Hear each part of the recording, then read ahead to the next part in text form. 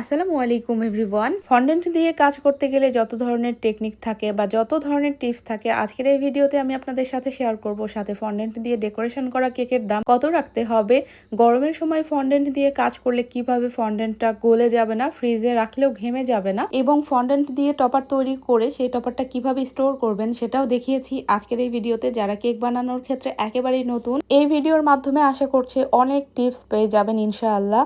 আর আজকে আমি আমার কাস্টমাইজ কেকটার দাম কত রেখেছিলাম সেটাও শেয়ার করেছি আজকের এই ভিডিওতে। তাহলে চলুন কথা না বাড়িয়ে পুরো ভিডিওটি দেখে নেওয়া যাক। আজকে আমি যে কেকটা ডেকোরেশন করছি এরকম সেম ডিজাইনের আরও একটা কেক আমার অর্ডার ছিল, তো দুটো কেকের জন্য টপার তৈরি করব, তার জন্য 80 গ্রাম ফন্ডেন্ট নিয়ে নিয়েছি।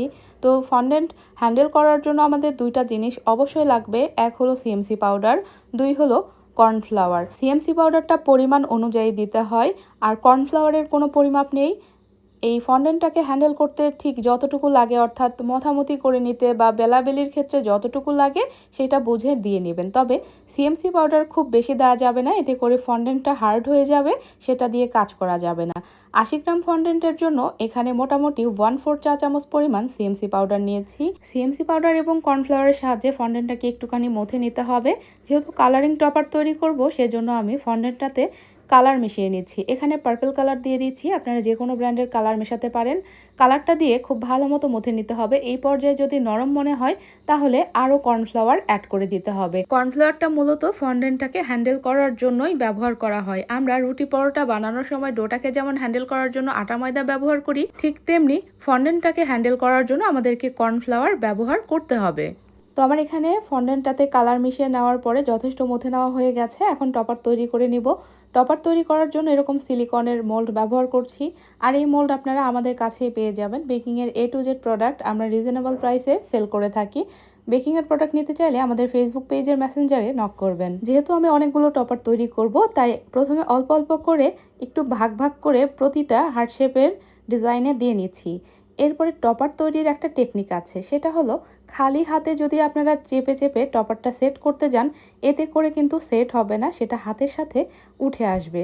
সেজন্য আপনাদেরকে অবশ্যই আঙুলে একটুখানি কর্নফ্লাওয়ার মাখিয়ে নিতে হবে। অর্থাৎ প্রতিটা টপার তৈরি করার সময় হালকা করে একটু কর্নফ্লাওয়ার নেবেন, নিয়ে চেপে চেপে টপারগুলো সেট করে নিতে হবে। যারা ফন্ডেন্টের কাজ করবেন তারা সিএমসি পাউডার আর কর্নফ্লাওয়ার এই দুটো অবশ্যই রাখবেন। বিশেষ করে গরমের সময় সিএমসি পাউডারটা দিতেই হবে, তা না হলে ফন্ডেন্ট টপারটা মেল্ট হয়ে যাওয়ার একটা প্রবণতা থাকে। আর এই সিএমসি পাউডার দিয়ে ফন্ডেন্টটা মথে নেওয়ার ফলে একটা বেনিফিট হচ্ছে, সেটা হচ্ছে আপনারা ফ্রিজে রেখে দিতে পারবেন অনায়াসে, কোনো সমস্যা হবে না। আমরা আগে যখন ফন্ডেন্টের কাজ করতাম তখন অত জানতাম না, মনে করতাম যে ফন্ডেন্ট হয়তো বা ফ্রিজে রাখা যায় না, ডেলিভারির আগ মুহূর্তে ফন্ডেন্ট টপার বসিয়ে দিতে হয়। এখন মনে হয় এটা ভুল ধারণা। সিএমসি পাউডারটা দিয়ে যদি আমরা ফন্ডেন্টটাকে মথে নেই তাহলে এটা কোনো সমস্যা হবে না, ফ্রিজে রাখা যাবে, ঘেমেও যাবে না, গলেও যাবে না। তো সিএমসি পাউডারটা দিয়ে ফন্ডেন্টটাকে মথে নিয়ে ফন্ডেন্টটা আপনারা করবেন কি, মানে টপার তৈরি করুন আর যেটাই করুন না কেন, টপারগুলো হোক বা ফন্ডেন্টের যেটাই তৈরি করুন না কেন, আপনাদেরকে একটুখানি ড্রাই হতে রুমের স্বাভাবিক তাপমাত্রাতেই রেখে দিতে হবে। আপনারা খোলা অবস্থাতেও রেখে দিতে পারেন, ঢেকেও রেখে দিতে পারেন, কোনো সমস্যা নেই। মোট কথা হচ্ছে আপনাদেরকে বাহিরেই রাখতে হবে, সবথেকে ভালো হয় খোলা অবস্থায় রেখে দিতে। এতে করে হয় কি, বাহিরের বাতাসের সংস্পর্শে বা ফ্যানের বাতাসের নিচে থাকলে ফন্ডেন্টটা খুব তাড়াতাড়ি ড্রাই হয়ে শক্ত হয়ে যায়। তো আমার এখানে দেখুন যে টপারগুলো তৈরি করা হয়ে গেছে। আর ফন্ডেন্ট দিয়ে কাজ করার মানে একটা সুবিধা, সেটা হচ্ছে টপার তৈরি করে সঙ্গে সঙ্গে সেটা ডেমোল্ড করা যায়। যেমনটা চকলেট টপার তৈরি করলে একটু খাটনি বেশি হয়, পরিশ্রম বেশি হয়, সেটা হলো কি, মানে চকলেটটা মেল্ট করে কালার মেশাতে হয়, একটা একটা করে সেট করতে হয়, ফ্রিজে রাখতে হয়, তারপরে আবার টপার বের করতে হয়। তবে ফন্ডেন্টের ক্ষেত্রে পুরো উল্টো। আপনারা ফন্ডেন্টটা প্রথমেই যা করার করে নিলেন, তারপরে আপনারা যে কোনো মোল্ডে দিয়ে সেই পছন্দ অনুযায়ী শেপ করে টপার তৈরি করে নিতে পারবেন, কোনো ঝামেলা নেই। তো আমি এভাবে যতগুলো টপার তৈরি করেছিলাম সব খুলে নিচ্ছি, আর অফ স্ক্রিনে আমি আরও অনেকগুলো টপার বানিয়ে নিব। আর আমার আজকে যতখানি লাগবে ব্যবহার করব, আর বাকিগুলো আমি স্টোর করব। স্টোর করার প্রসেস বলি, আপনারা চাইলে ফ্রিজেও রাখতে পারবেন, সমস্যা নেই। যেহেতু এখানে সিএমসি পাউডার দেওয়া আছে তাই কোনো সমস্যা হবে না, বা বাহিরেও রাখা যাবে, এতেও কোনো সমস্যা হবে না। তো আমি যে বক্সটাতে স্টোর করব সেই বক্সে একটা টিস্যু বিছিয়ে নিয়েছি আর সম্পূর্ণ টপারগুলোই রেখে দিলাম। এখান থেকে যা লাগবে বের করে নিব আর বাকিটুকু ঢেকে রেখে দিব, এটা পরবর্তীতে কাজে লাগবে আমার, মানে আরেকটা কেক ডেকোরেশন করব তখন কাজে লাগবে। আর এই টপারগুলো কিন্তু যথেষ্ট শক্ত হয়ে গেছে, এগুলো আরো সময় গেলে আরো শক্ত হয়ে যাবে। তো আজকে আমার যে অর্ডারটা ছিল সেই কেকটা ডেকোরেশন করে নিব। হার্ট শেপের কেকের অর্ডার ছিল। তো সাধারণত দেখা যায় যে আমি গোল কেকটাকে কেটেই হার্ট শেপ বানিয়ে নেই, এতে করে কেকের শেপটা দেখতে ভালো লাগে। আমি মাঝখান বরাবর যোগ চিহ্নর মতো করে নিলাম, এরপরে দুই সাইড থেকে দেখতেই পাচ্ছেন কিভাবে কেটে নিচ্ছি। এরপর এই কাটা অংশটা কেকের সামনের দিকে লাগিয়ে দিব, তাহলে সুন্দর হার্ট শেপ হয়ে যাবে। তো এটা আসলে নতুন করে দেখানোর কিছুই নেই, পুরাতন টেকনিক, তো কম বেশি সবাই জানেন। তো এই কেকটা ছিল 1 পাউন্ডের ভেতরে ভ্যানিলা স্পঞ্জ কেক। আর কেকের লেয়ারগুলো মাশাআল্লাহ দেখতেই পাচ্ছেন কত সুন্দর লাগছে। আমি ট্রপিক্যাল ক্রিমটা ব্যবহার করি, এই কেকের ক্ষেত্রেও তাই ট্রপিক্যাল ক্রিমটা দিয়ে ডেকোরেশন করছি। ক্রিমে কোনো কিছুই দেই না, জাস্ট ক্রিমটাকে বিট করে স্টিফ করে নেই। তো ক্রিম নিয়ে আমি বিস্তারিত অনেক ভিডিও শেয়ার করেছি, আপনারা চাইলে আমার ক্রিমের ভিডিওগুলো দেখে নিতে পারেন। তো কেকটাকে আমি ক্রাম কোট করে নিয়ে এরপরে ফাইনাল ক্রিমটা পাইপিং ব্যাগের সাহায্যে দিয়ে নিচ্ছি, এতে করে কেকটাকে খুব তাড়াতাড়ি ফিনিশিং দেওয়া যাবে, কেকের ওপরে গুঁড়ি উঠবে না, একটা স্মুথ ফিনিশিং দিয়ে নেওয়া যাবে। তো সম্পূর্ণ কেকটাতেই আমার ক্রিম দিয়ে নেওয়া হয়ে গেলে ব্রেড নাইফের যে চিকন অংশটা আছে সেইটা দিয়ে ফিনিশিং দিয়ে নিচ্ছি। আর এই কেকটা আমি এই পর্যন্ত অনেকগুলোই বানিয়েছি বিভিন্ন কালারের, তবে এই পার্পল কালারটা বেশি বানানো হয়ে গেছে আমার। তো আমি কেকটাকে যতটা পারি সুন্দর একটা ফিনিশিং দিয়ে নিব। এখানে ডাবল শেড হবে, তো ডাবল শেড করার জন্য আমি কিছু ক্রিমে কালার মিশিয়ে নিব। তো অল্প একটু ক্রিম উঠিয়ে নিয়েছি, এর ভেতরে পার্পল কালার দিয়ে নিচ্ছি।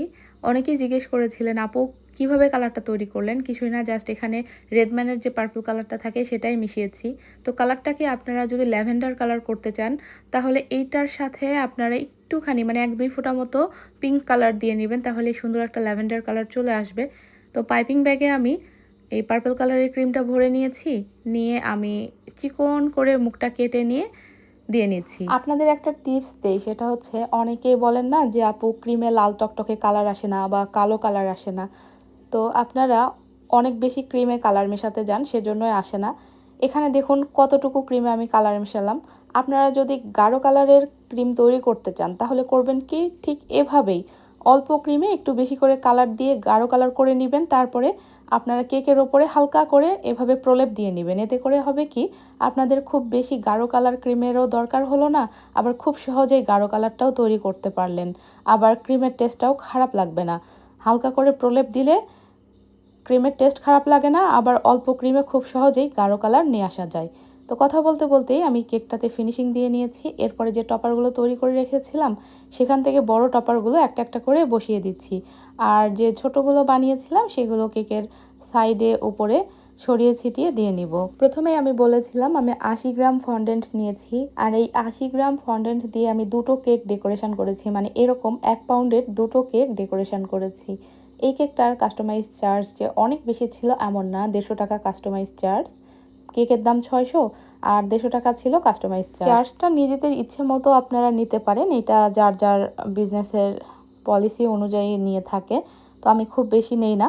তো এই কেকটার দাম ছিল 750 টাকা। আসলে এখানে যদি আরও অনেক বেশি ডেকোরেশন থাকতো তার উপর নির্ভর করে চার্জটা বাড়তো, যেহেতু খুব বেশি আহামরি ডিজাইন নেই তাই দামটাও অনেক বেশি না। তো উপর দিয়ে আমি হোয়াইট পার্ল দিয়ে নিয়েছি, আর এখানে যে ক্রাফটেবল লিফগুলো হয় সেগুলো 2টা দিয়ে দিচ্ছি। দিলেই আমার কেকটা ডেকোরেশন করে না কমপ্লিট হয়ে যাবে। অফ স্ক্রিনে নামটা লিখে নিয়েছি। আশা করছি আজকের এই ভিডিওর মাধ্যমে আপনাদের মনের অনেক প্রশ্নের উত্তর পেয়ে গেছেন।